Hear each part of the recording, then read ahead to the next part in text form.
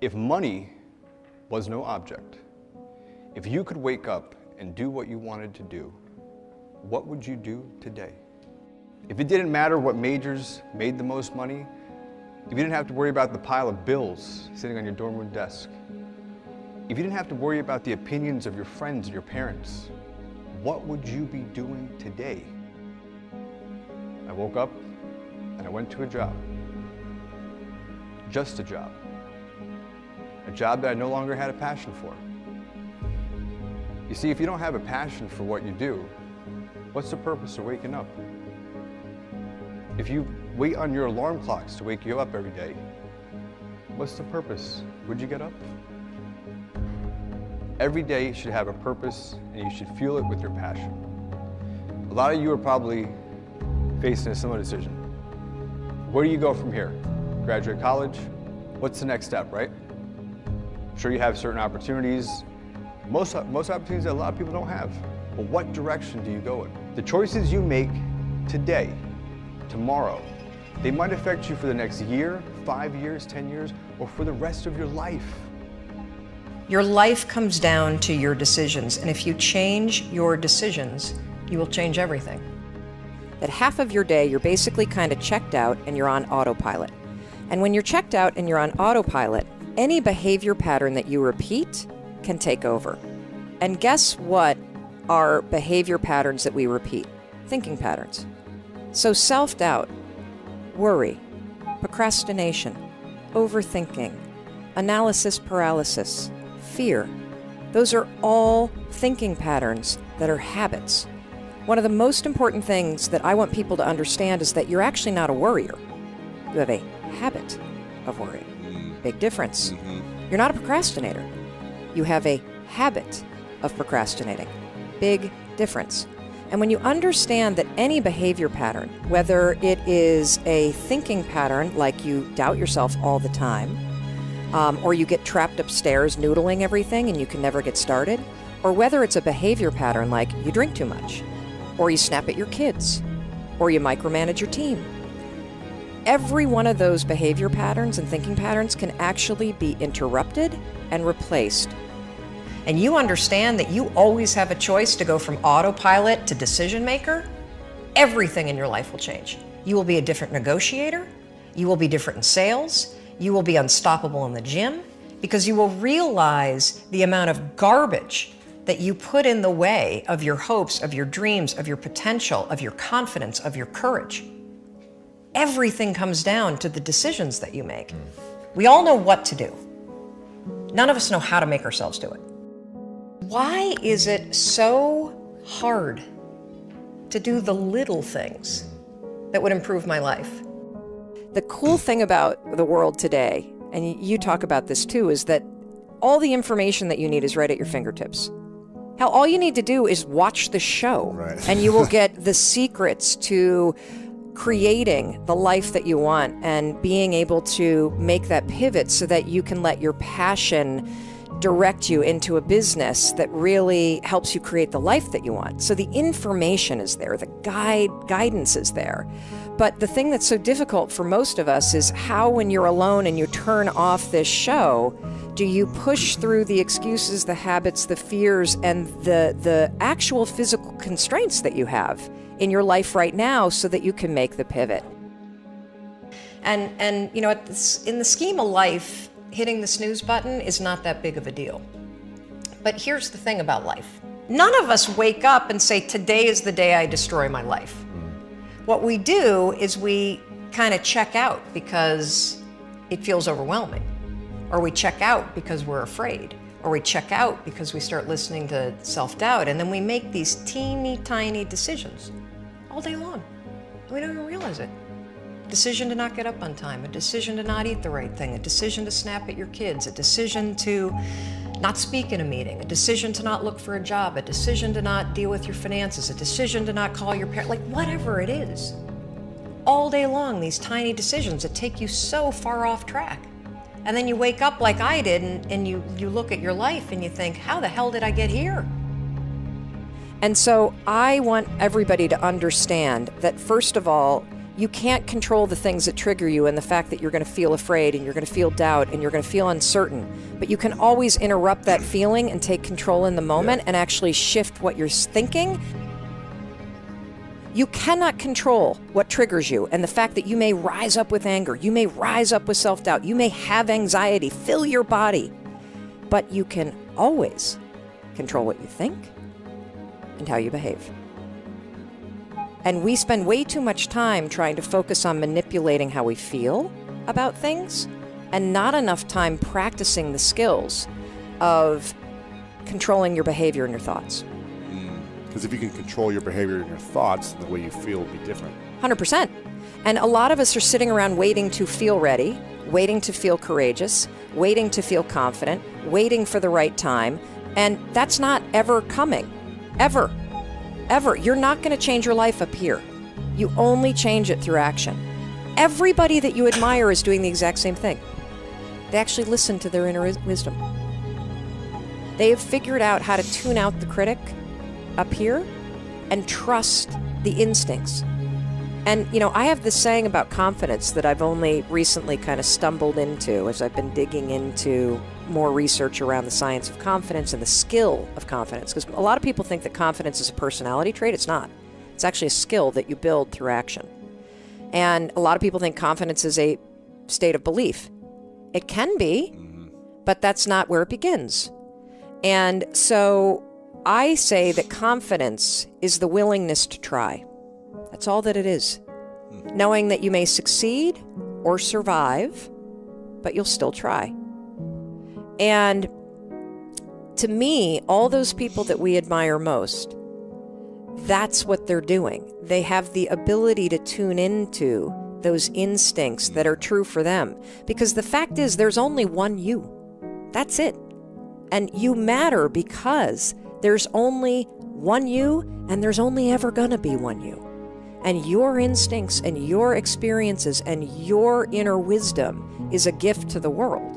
And every time that you tune it out because of the habit of hesitating or the habit of self-doubt or the habit of worrying or the habit of overthinking, you are robbing the world of that gift that you have.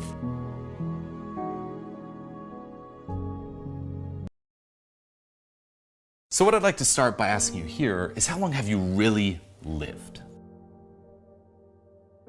Okay, and I'm not talking about your days here on Earth. This is not you looking back at your life and being like, well, my age. Okay, so what I mean here is, how long have you really lived for you? Okay, how many days have you claimed for yourself to do what you actually wanted to do? And my guess is, not many. Okay, if you take the time to hold an audit on your life, you look at every single day, every single year, you'll realize it's a very small part of life we actually live. 80% of them were unhappy with their lives. I feel as though I've wasted my life and I'm halfway through it, they said. The number one complaint of human beings, life is too short. You know, it's like we're born for such a brief span of time. Nature is so mean, so cruel to us. In reality, life is long enough, and it's not that we have a short time to live, it's that we make life short by wasting a lot of it. What do I do if I don't know what to do with my life? That is a daunting question to ask yourself, to ponder. What do I do with my life? What do I want to be 20 years, 30, 40, 50, 60 years from now? What do I want to become? What do I want to do for a career? These are questions that kids out of high school and college are asking themselves and getting concerned about and worried and stressed out about. And this is also a question that grown adults ask themselves when they finally realize they hate their job and they want to do something more. They want to live more. They want to do something more meaningful, something that they really are passionate about. Now, most people ask this question, I don't know what to do with my life. What do I do? They ask that because they never ask themselves the most important question. Who am I? The number one reason most people don't get what they want is because they don't know what they want. What do you really want? Now, I'm not talking about something small. I'm not talking about a little haiku. I'm not talking about renovating your kitchen. I'm not talking about signing on 10 new customers this month. I'm talking about what you really want. So if you're lost in life and you don't know what to do, you need to make time for self-reflection. Meditation, running without listening to music, all of these things, sitting quietly, driving without music, really consider the things that you want to become. Really consider who you are. What would make you happy in life? Take time out of every day and do that. You can make good choices or you can make bad choices. There's 24 hours in a day. You can waste them, like some of my friends did, most of my friends did, or you can do something positive and productive with yourself and with your life. If you feel you have something to give, if you feel that your particular talent is worth developing, is worth caring for, then there's nothing you can't achieve. If you feel like you're wasting your life's potential, you are. The truth is, you have far more power over your physical well-being and your impact in life than you give yourself credit for. Take small steps into bettering yourself. A lot of people are so concerned with working and doing the day-to-day tasks that they need to do that they never really take time to better themselves. Read.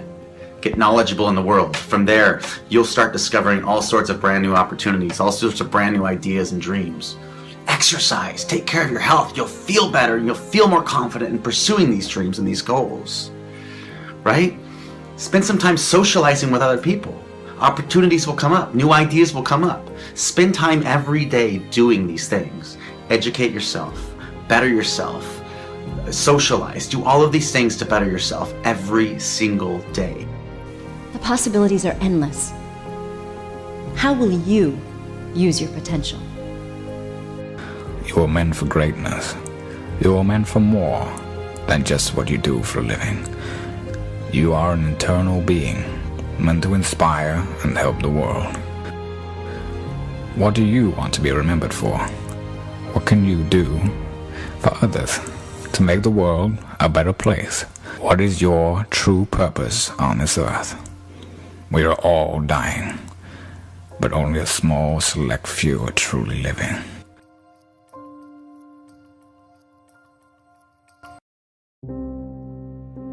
Your words become your reality. You are where you are today in part because of what you've been saying about yourself. Words are like seeds. When you speak something out, you give life to what you're saying. If you continue to say it, eventually that can become a reality. Whether you realize it or not, you are prophesying your future. And this is great when we're saying things like, I'm blessed, I'm strong, I will accomplish my dreams, I'm coming out of debt. That's not just being positive, you are prophesying victory, prophesying success, prophesying new levels. Your life will move in the direction of your words. But too many people go around prophesying just the opposite. I never get any good breaks. I'll never get back in shape. Business is slow. I'll probably get laid off. Flu season is here. I always get it. They don't realize they are prophesying defeat. It's just like they're calling in bad breaks, mediocrity, lack. You can't talk defeat and expect to have victory. You can't talk lack, not enough, can't afford it, never get ahead, and expect to have abundance. If you have a poor mouth, you're going to have a poor life. If you don't like what you're seeing, start sowing some different seeds. You can't do this. It's impossible. It's never gonna happen. Just give up. Just settle. It's not meant. Accept defeat. You're not the one. They're just better. You're too weak. No one wants to hear you. Try something else. No one likes you. Just follow. Do like everybody else. Do it the easy way. Accept being broke. Quit dreaming. What are you doing? Why do you have to be so damn different? We all have this negative self-talk that goes in our head. Guess what? There's enough people that are telling us we can't do it, that we're not good enough. Why do we want to tell ourselves that? We know for a fact that thoughts influence actions. We saw it there with the video Dr. Levy showed, right? We know that our thoughts influence actions. Why do we want to say that negative self-talk to ourselves? We need to get our own self-affirmations. Muhammad Ali, what was his self-affirmation? I am the greatest. Who else is going to tell you? There need to be quiet moments in your bedroom, quiet moments when you're brushing your teeth, that we need to reaffirm, I am the captain of my ship and the master of my fate. That is my affirmation. If I don't believe it, no one else will. How do you build self-confidence? Get away from the people who will tear you down. There's enough of that. Muhammad Ali, I am the greatest. There is no one better than me. It's a difference between hubris and ego and false pride. It's just reminding yourself in quiet, silent moments.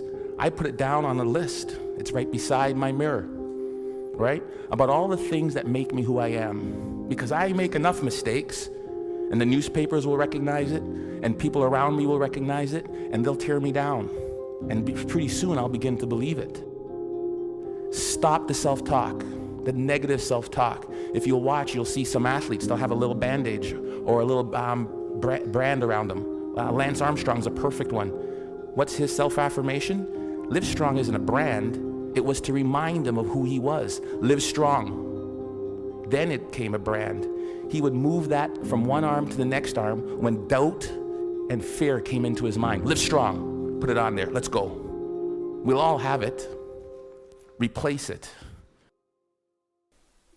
I believe passionately that we can shift the negative voices and stories that are going on in our minds into positive ones.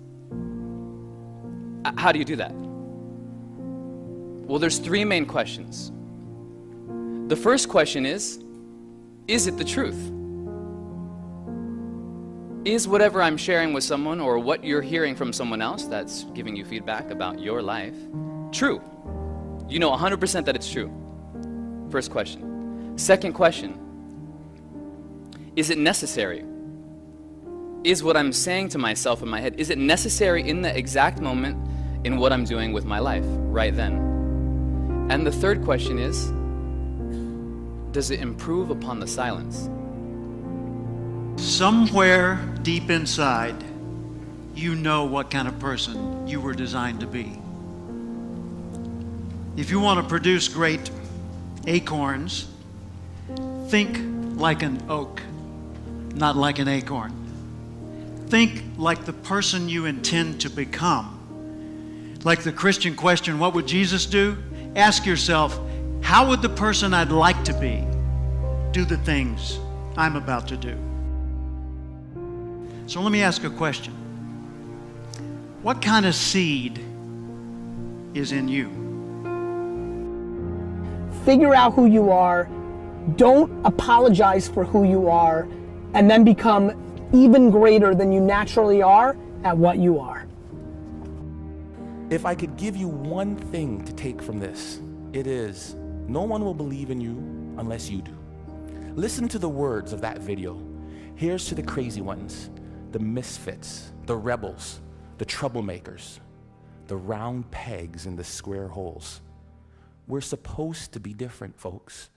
And when people look at us, believe in yourself.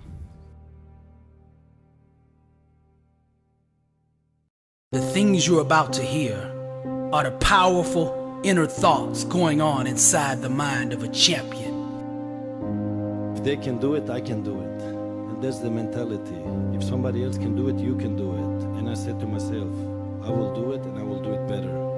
I try to, when I do something, want to be the best. I will not be happy being the second, third, or the fourth. My inspiration is that above everybody else. And that's in everything I do, in my project like this, in my football.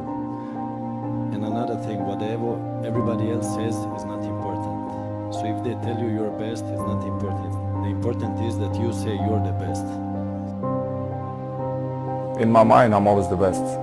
I don't care what the people are thinking, what they say. In my mind, not just this year, but always, I'm always the best. I'm always going to say that because I think we have to thinking we are the best in our area. So in my area, I think I'm the best. The limitations exist only in our minds, and if you start using imaginations, then your possibilities become limitless. So that's kind of a mindset that I have. I use my imagination. I do see myself achieving more. I'm hoping, I'm working hard on it, not only myself, but the entire team around me. I did it the hard way. You know, I'm a kid that came from poverty. I can remember being a kid living in Jersey with my mother. 7 of us living in a 1-bedroom.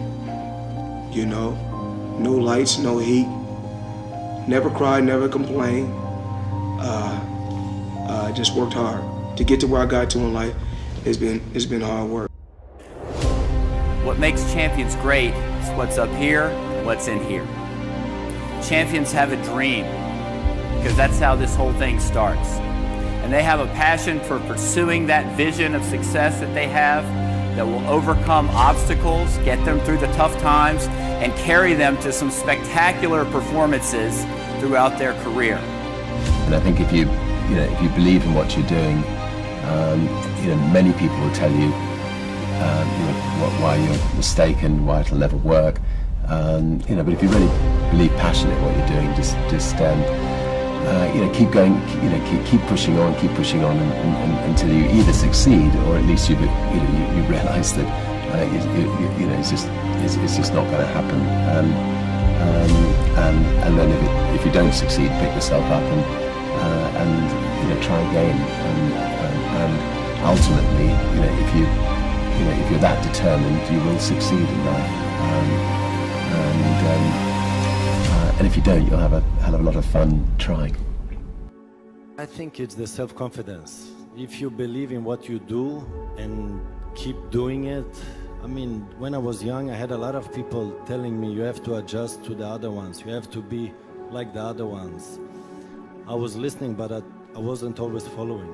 I dragged it in, how do you say, I was listening, but I did my own thing. I kept doing my own thing, and I believed in myself. What was like the question there, like, they judge you even before you come, and they don't even know you.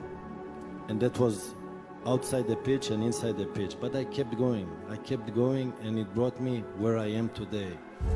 Confidence and believing what you do, I think that is the goal.